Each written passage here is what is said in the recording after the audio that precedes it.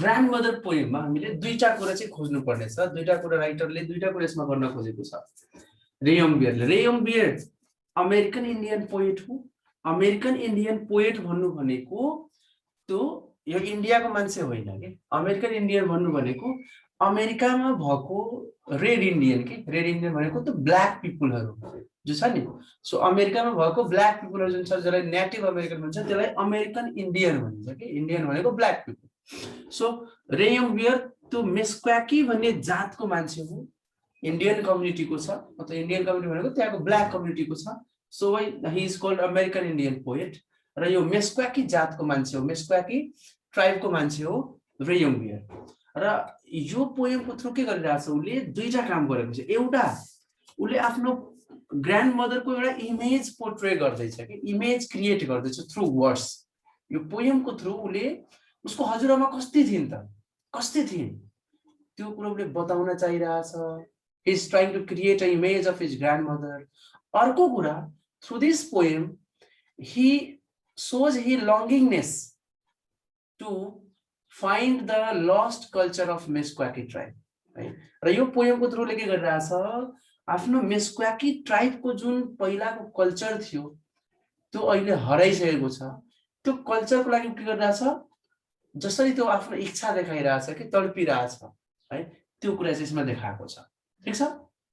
अब यो पोएममा के गरेको छ उसले, त्यो यो दुईटा कुरा डिस्क्राइब गर्नको लागि स्पिकरले के गरेको छ, पोएटले he has used the sense organs, sense perception of his sense perception, आफ्नो सेन्स पर्सेप्सन उसले युज गरेको। जस्तै हामी मान्छेहरू के गर्छौँ, हेर्नको लागि हामी आँखा युज गर्छौँ, आँखाको थ्रु हामी हेर्छौँ। We have the sense organs छ हामीसँग। आँखाले हेर्ने काम गर्छौँ, कानले सुन्ने काम गर्छौँ हैन, जिब्रोले बोल्ने काम गर्छ है। त्यस्तै हामी छालाले के हुन्छ, हाम्रो स्किनले हामीले टच गराउँछ नि त, फिल गराउँछ तातो चिसो के छ है। So these are our sense organs. यसले पनि त्यो सेन्स अर्गन्सहरु युज गरेको छ to portrait the picture of his grandmother. अनि के भनेको छ, सुरुमै भनेको छ, हेर सुरुमै भनेको छ उसले that if I were to see her safe from a mile away, I would know so quickly that it would be her. If I were to see her safe from a mile away, कसको बारेमा कुरा गर्दैछ, आफ्नो हजुरआमाको बारेमा, कि मैले आफ्नो हजुरआमाको सेपलाई, सेप भनेको बडी स्ट्रक्चर है, body structure. So if I were to see her safe from a mile away, I would know so quickly that it would be her. है, यदि मैले आफ्नो हजुरआमाको बडीको सेपलाई पनि मात्र म माइलौं टाढादेखि यदि हेरिहाल्थे भने म एकछिनमै चिन्न सक्थे कि त्यो मेरो हजुरआमा हो। एकछिनमै, without wasting a single second of my time, I could recognize my grandmother that yes, it was her. त्यो मेरो हजुरआमा नै हो भनेर म एकछिनमै चिन्न सक्थे भनेर भन्दैछ। सेफ मात्र हेरिहाल्थे माइलौं टाढादेखि। पछि टाढा छ, टाढाबाट कोही मान्छे आइरहेछ, अनि त्यहाँबाट हेरेर मात्र, त्यो सेफ हेरेर मात्र चिन्न सक्थ्यो। कसरी चिन्न सक्छ, यो हामीसँग पनि हुन सक्छ। हामी कुन बेलामा कस्तो कन्डिसनमा कसलाई हामी चिन्न सक्छौँ, कसरी चिन्न सक्छौँ कि कोही मान्छे त्यही टाढादेखि आइरहेछ। अब टाढादेखि आइरहेको मान्छे, माइलौं टाढादेखि आइरहेको मान्छेको फेस त हामी हेर्न सक्दैनौँ है, हामी फेस त हेर्न सक्दैनौँ। हामी के गर्न सक्छौँ, बडीको सेप मात्र देखिन्छ कि फेस देखिँदैन। अनि त्यो बडीको सेप हेरेर चिनिन्छ कसरी, त्यो मान्छेको हाइटले, कपालले, बडीको मुभमेन्ट्सले चिन्छौँ हामी, कपडाले चिन्छौँ। यो एक्ज्याक्टली हुन्छ। र कसको चिन्न सक्छ हामी, those person who are very close to us, those person with whom we are very attached, त्यो मान्छेलाई चिन्न सक्छ जो मान्छे हाम्रो एकदमै नजिक छ, क्लोज छ, एकदम अट्याच छ, त्यो मान्छेले मात्र हामी चिन्न सक्छौँ है त। त्यो मात्र चिन्छौँ।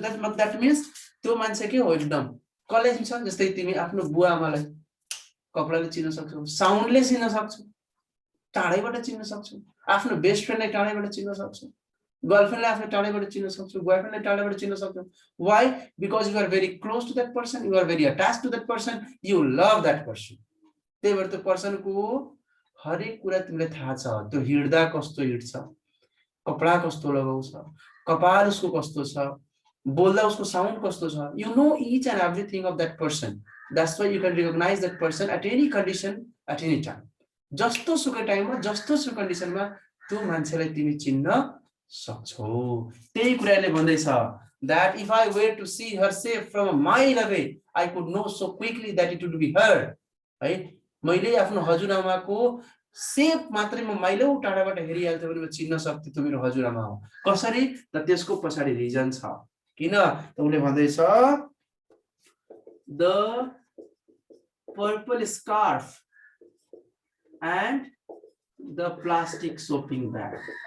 the plastic shopping bag, मेरो हजुरआमा, उले आफ्नो हजुरआमालाई कसरी चिन्थ्यो? यसको कारण उसको हजुरआमा जहिले पनि she used to have a purple scarf around her neck and she used to have a plastic shopping bag in her hand।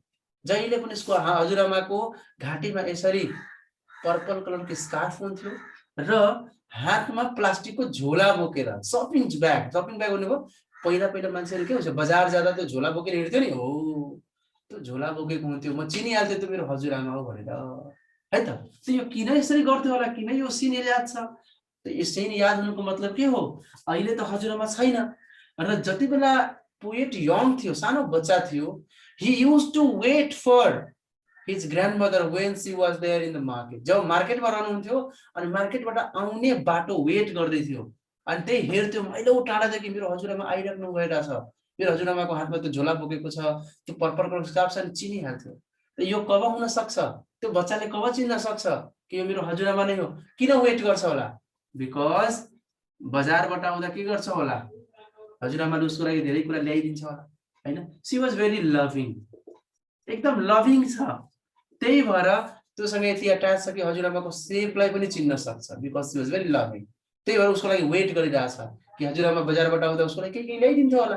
हो, त यहाँ एउटा के भयो, यो एक किसिमको भिजुअल इमेज हो। तिमीहरुलाई एक्जाममा आउँछ what are the images used in the poem.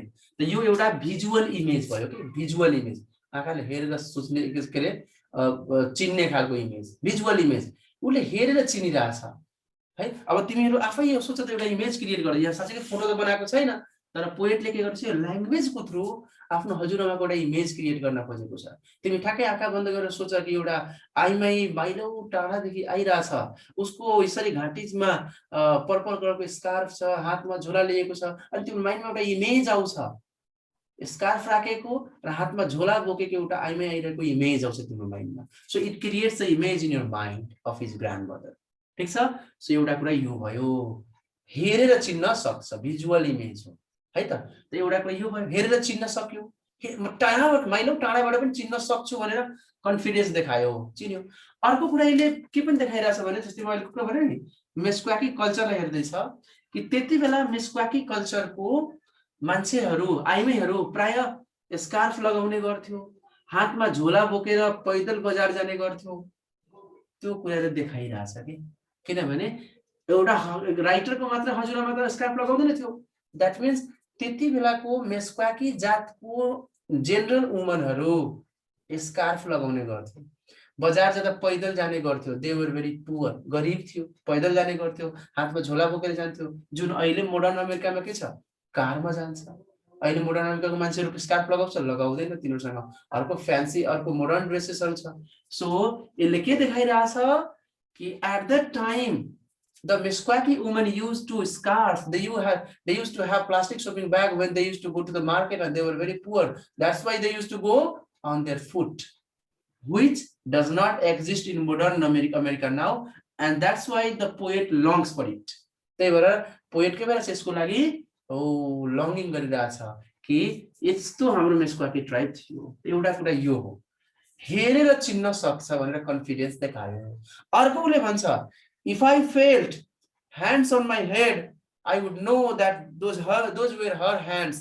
हेर भनिरहेछ भन्छ। अर्को के भन्दैछ हेर्दा, if I felt hands on my head, मेरो टाउकोमा म हात यसरी महसुस गर्थे भने, राइट, महसुस गर्थे भनेपछि हेर्न सकेको छैन, महसुस मात्रै गर्थे भने I would know those were her hands, म चिनिहाल्थे कि ती हातहरू मेरो हजुरआमाको हात हो भनेर म चिनिहाल्थे, मेरो हजुरआमाको हात हो भने म चिनिहाल्थे।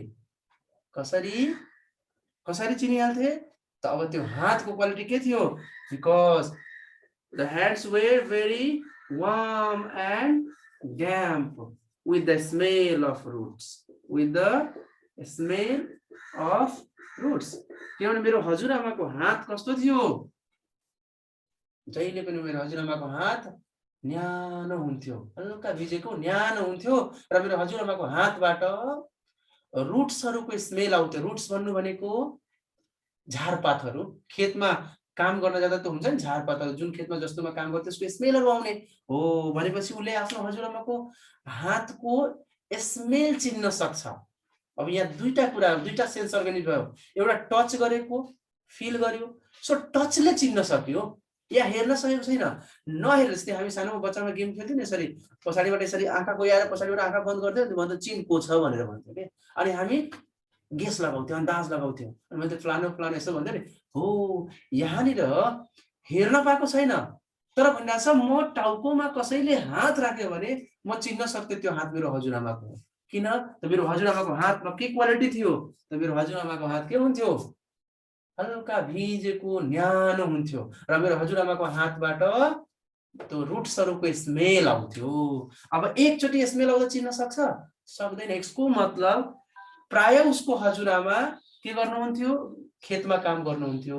यसले के देखाइरहेछ कि त्यति बेलाको मेस्क्वाकी ट्राइबको मान्छेहरू मोस्टली दे वर फार्मर्स, तिनीहरू फार्मर्स थियो। तर अहिले मोडर्न अमेरिकाको मान्छेहरू फार्मर छैन, तर त्यति बेलाको मेस्क्वाकी ट्राइबको मान्छेहरू फार्मर थियो, खेतमा काम गर्ने गर्थ्यो है, रस्टिक लाइफ बिताउँथ्यो, गाउँले जीवन बिताउँथ्यो।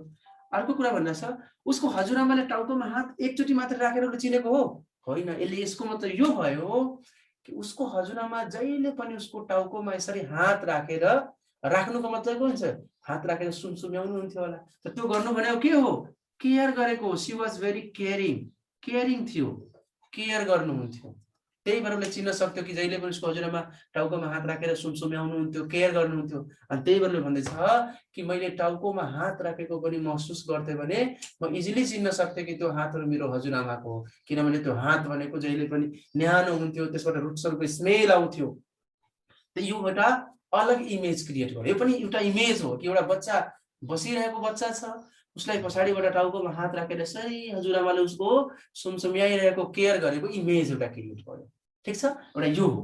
अर्को उसले भन्दैछ है, अर्को भन्दैछ, if I heard a voice coming from the rock I would know and her words would flow inside me like the light of someone steering ashes from a sleeping fire at night। हेर भनिरहेछ। अर्को उसले के भन्दैछ कि यदि मैले आफ्नो हजुरआमाको आवाज मात्रै चिन्न सक्थे, आवाज मात्रै सुन्थे, if I heard a voice coming from a rock, ऊ टाढा पहाड पाडीबाट कुनै आवाज आयो भने म त्यो आवाजले चिन्न सक्थे कि त्यो आवाज कसको हो, मेरो हजुरआमाको हो। अब हेर, एउटा टाढैबाट सेप मात्र हेरेर चिन्न सक्छ, अर्को हातको स्पर्शले चिन्न सक्छ, अर्को त्यो रुट्सहरूको स्मेलले चिन्न सक्छ कि मेरो हजुरआमा हो, अर्को यहाँ भनिरहेछ टाढैबाट त्यो पहाड पाडीबाट कुनै आवाज आयो भने म आवाजले चिन्न सक्थे कि त्यो मेरो हजुरआमा हो भनेर चिन्न सक्थे भनिरहेछ। अब यहाँ न हेरिरहेछ न टच गरेर आवाजले चिन्न सक्छ। कसलाई चिन्न सक्छ हामी, जो मान्छे हाम्रो नजिक हुन्छ त्यसैलाई चिन्न सक्छौँ है। पछि यो पुरै पोएमले के देखाइरहेछ कि the poet was very much attached to his grandmother. Poet आफ्नो हजुरआमासँग एकदम अट्याच थियो, क्लोज थियो। त्यही भएर उसले हजुरआमाको इमेजलाई चिन्न सक्छ, हजुरआमाको टचले चिन्न सक्छ, हजुरआमाको आवाजले चिन्न सक्छ भन्दैछ कि। अनि भन्छ त उसको आवाजमा त्यस्तो के क्वालिटी थियो भन्ने हेर त, भन्छ if I heard a voice coming from a rock I would no, म चिनिहाल्थे कि त्यो मेरो हजुरआमाको आवाज हो। किन त उसको आवाजमा के क्वालिटी थियो, अनि भन्छ हर words, her words would flow inside me, flow inside me like the light of someone, like the light of someone है।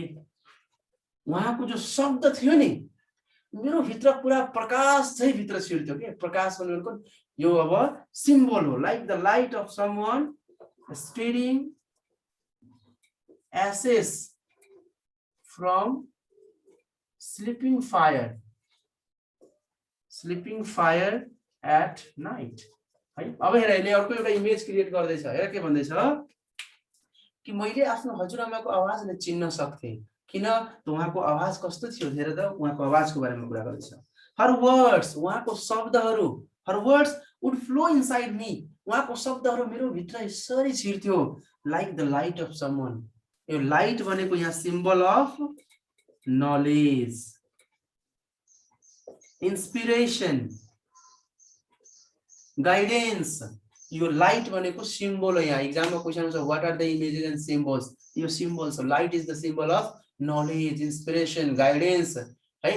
तर उसको भन्दैछ कि मेरो हजुरआमा जब मलाई बोल्नु हुन्थ्यो नि त उहाँको शब्दहरू मेरो भित्र एउटा इन्स्पिरेसनको रूपमा नलेजको रूपमा छिर्थ्यो लाग्थ्यो कसैले लाइट अफ समवन कसैले मलाई केही नलेज दिइरहेको छ इन्स्पायर गरिरहेको छ गाइड गरिरहेको छ।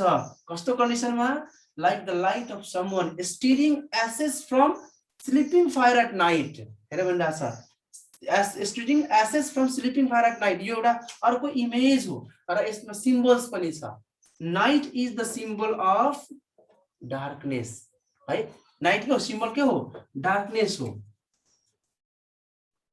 रङ पाथ हो गलत बाटो हो। यस्तो लाग्थ्यो कि कोही मान्छे जसरी के देख्छ। हेर त भनिरहेछ कि रातिको समयमा हामी के गर्छ जस्तै जाडोमा हामी त्यो गुड बाल्छौँ नि आगो बाल्छौँ नि अनि के गर्छ जसरी जसरी रात बित्दै जान्छ अनि त्यो आगो निभ्दै जान्छ कि निभ्दै जान्छ त त्यो माथिको जुन आगोको लेयर हुन्छ निभ्दै जान्छ तर तिमी एकचोटि त्यसमा ब्लो गर्यो फुक्यो भने के हुन्छ त्यो माथिको जुन खरानीहरू हुन्छ नि एसेसहरू त्यो हट्छ अनि हटेपछि भित्रबाट फेरि आगो आउँछ। हो उसले त्यही भन्दैछ कि जब मैले उहाँको आवाज सुन्थे त उहाँको शब्दहरू म भित्र यस्तो तरिकाले छिर्थ्यो लाग्थ्यो रातिको समयमा जसरी त्यो निभिसकेको आगोको माथिको जुन खरानी हटाएर भित्रको जसरी त्यो आगो निस्किन्छ नि हो त्यस्तो तरिकाले मलाई कसैले इन्स्पायर गरेको जस्तो लाग्थ्यो। यसको मतलब सिम्बलले के देखाइरहेछ कस्तो सिम्बल देखाइरहेछ कि दैट पोएट कुनै दुविधामा हुन्थ्यो कन्फ्युजनमा हुन्थ्यो गलत बाटोमा हुन्थ्यो भने उहाँको आवाजले उहाँले उसलाई के गर्थ्यो नलेज दिन्थ्यो इन्स्पायर गर्थ्यो गाइडेन्स दिन्थ्यो भनेपछि त्यो अँध्यारोबाट उज्यालोमा ल्याउँथ्यो। कुनै नराम्रो बाटो छ भने बाटोमाबाट ट्र्याकमा ल्याउँथ्यो राम्रो बाटोमा ल्याउँथ्यो भने उहाँको शब्दहरू उसलाई जहिले पनि के गर्थ्यो इन्स्पायर गर्थ्यो। She was very inspiring. उहाँ उसको हजुरआमा कस्तो थियो एकदम इन्स्पायरिङ हुनुहुन्थ्यो भनेर बुझ्ने किनभने यो सिम्बल भयो है। Sleeping stirring ashes from sleeping fire at night भन्नु भनेको यो कुनै अँध्यारोपनमा नराम्रो बाटोमा कन्फ्युजनमा हुन्थ्यो भने उहाँको शब्दहरूले के गर्थ्यो उसको भित्र त्यो प्रकाश भरिदिन्थ्यो नलेज भरिदिन्थ्यो इन्स्पिरेसन भरिदिन्थ्यो जसले गर्दा he used to be very inspired है लाइफमा इन्स्पायर भइहाल्थ्यो। त्यही कुरा भन्दैछ। सो यसरी पोएटले कन्फिडेन्स देखाइरहेछ कि उसले आफ्नो हजुरआमालाई जस्तो सुकै कन्डिसनमा पनि चिन्न सक्छ। अर्को कुरा यसमा अब के देखाइरहेछ कि त्यति बेलाको हजुरआमा उसको हजुरआमाले यति किन माया गरेको होला यो हजुरआमासँग कसरी यति एट्याच थियो त है। यसको मतलब के भयो कि अहिलेको मोडर्न अमेरिकामा के भइरहेछ मान्छे 17-18 वर्षको भएपछि बाबुआमासँग टाढा भइरहेछ हजुरबुवा हजुरआमासँग त भेटैघाट छैन। तर त्यति बेलाको अमेरिकामा मेस्क्वाकी कल्चरमा के हुन्थ्यो the children use to get multiple parents बच्चाहरूको मल्टिपल प्यारेन्ट्स हुन्थ्यो। उसको बाउमा मात्र होइन हजुरबुवा हजुरआमा पनि के हुन्थ्यो त्यतिकै रेस्पोन्सिबल हुन्थ्यो झन् त्योभन्दा बढी हुन्थ्यो। And they use to teach good manners morality humanity to the children. र त्यति बेलाको मेस्क्वाकी कल्चरमा के हुन्थ्यो हजुरबुवा हजुरआमाले नाति नातिनालाई के गर्थ्यो मानवताको कुरा सिकाउँथ्यो नैतिकताको कुरा सिकाउँथ्यो है इन्स्पायर गर्थ्यो ठीक छ राम्रो राम्रो कुरा सिकाउँथ्यो गुड म्यानर्सहरू सिकाउँथ्यो जुन अहिलेको मोडर्न अमेरिकामा छैन। सो त्यही भएर राइटर यसको लागि लन्च गरे। सो एउटा तरिकाले यहाँनिर मेस्क्वाकी ट्राइबको मान्छेको कस्टम्स थियो, कपडा कस्तो लगाउँथ्यो, कस्तो कल्चर थियो, कस्तो स्ट्याटस थियो, पुअर थियो भनेर देखाइरहेछ। अर्को मेस्क्वाकी ट्राइबको मान्छेहरू जेनरली खेतमा काम गर्थ्यो, they were farmers, they use to live in village, गाउँमा बस्ने गर्थ्यो, रस्टिक लाइफ बिताउँथ्यो भन्ने कुरा देखाइरहेछ। अर्को यहाँ के देखाइरहेछ कि त्यति बेला मेस्क्वाकी ट्राइबमा the children use to be very attached, very close to their grandparents. बच्चाहरू चाहिँ आफ्नो हजुरबुवा हजुरआमासँग एकदम अट्याच्ड हुन्थ्यो, क्लोज हुन्थ्यो भनेर देखाइरहेछ, जुन अहिलेको मोडर्न अमेरिकामा छैन।